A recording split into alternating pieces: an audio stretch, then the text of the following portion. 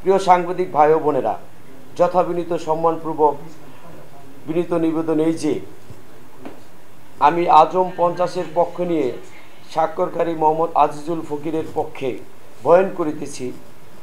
পিতা মোহাম্মদ রবিউল্লাহ ফকির, মাতা মোসাম্মদ আম্বিয়া খাতুন, পশ্চিম রসুলপুর ডাকঘর, আশরাফাবাদ থানা, কামরাঙ্গীরচর, জেলা, ঢাকা।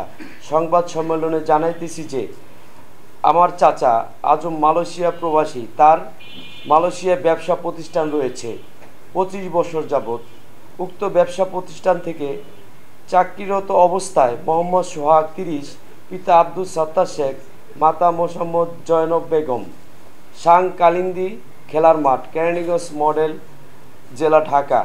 এই মর্মে সংবাদ সম্মেলনের মাধ্যমে অভিযোগ করিতেছি যে মোহাম্মদ সোহাগ আমার চাচা আজমের মালয়েশিয়া প্রতিষ্ঠান জাজিরা MSD অ্যান্ড BSDতে 10 বছর যাবৎ সেলসম্যান থাকাকালীন বিভিন্ন সময়ে 2,05,00,000 টাকা আত্মসাৎ করে পালিয়ে আসে।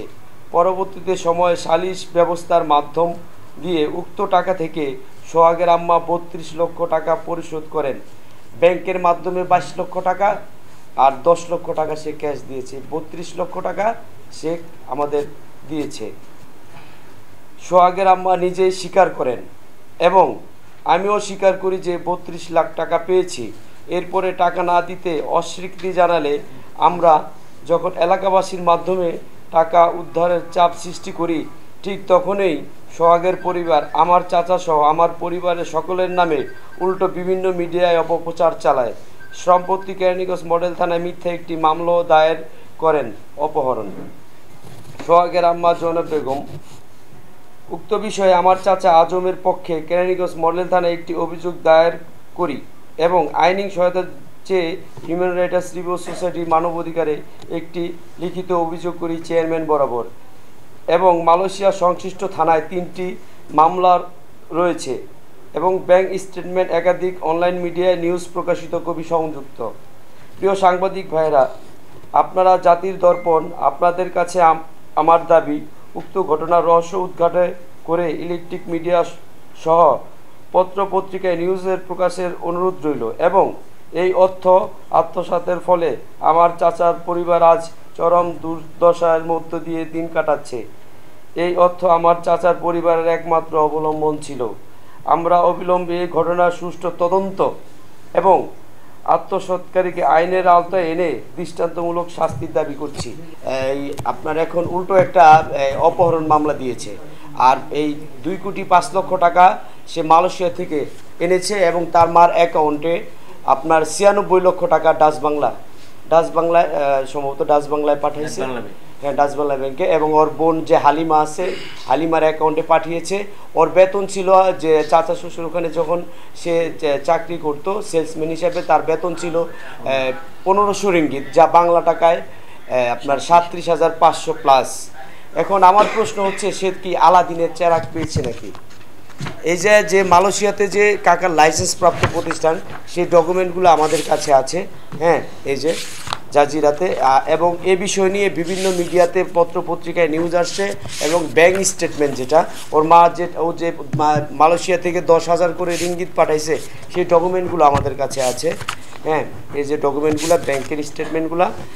আর কাকা যে পুলিশ কেস করেছে মালয়েশিয়াতে, এই যে দেখেন আপনার মালয়েশিয়ায় কিন্তু কাকা আরেকটা আছে এখানে, এই যে 3টা, কিন্তু এই যে ও যখন টাকা নিয়ে পালায় তখন কিন্তু কাকা মালয়েশিয়াতে আপনার 3টি পুলিশ রিপোর্ট করেছে।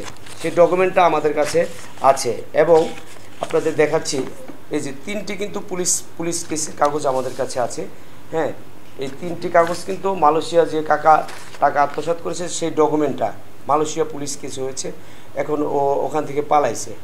এখন আরেকটা বিষয় হচ্ছে, আমরা এই তীব্র নিন্দা প্রতিবাদ জানাই, যেহেতু ভুক্তভোগী হচ্ছে আজম সাহেব। এখন তার আম্মা কেরানীগঞ্জ মডেল থানায় একটি অভিযোগ করেছে, মামলা করেছে, সেটা হচ্ছে তার ছেলেকে অপহরণ করেছে। হ্যাঁ, অপহরণ করেছে।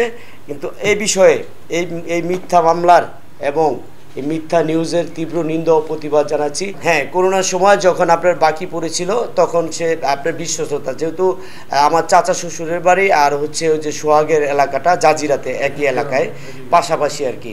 না উনি তো থাকে ইসে আর ফিল্ডের টাকাটা উঠেছে আপনার, যখন এই মার্কেটে যে টাকাটা বাকি ছিল সেই টাকা অ্যামাউন্টটা উঠায় তাকে আর হিসাবটা দেয় নাই। আরও করোনাকালীন সময় প্রচুর টাকা বাকি। বিষয়টা হচ্ছে সে তো ওখানকার সিটিজেন, ওখানকার 25 বছর যাবৎ ব্যবসা করে, তার প্রতিষ্ঠানে 100-র উপরে লোকজন আর কি ওখানে কর্মরত আছে, কাজ করে। এখন আর টাকাটা হচ্ছে বাকি দেখাইছে, উনি বলছেন ফিল্ড থেকে টাকা পায় নাই সে।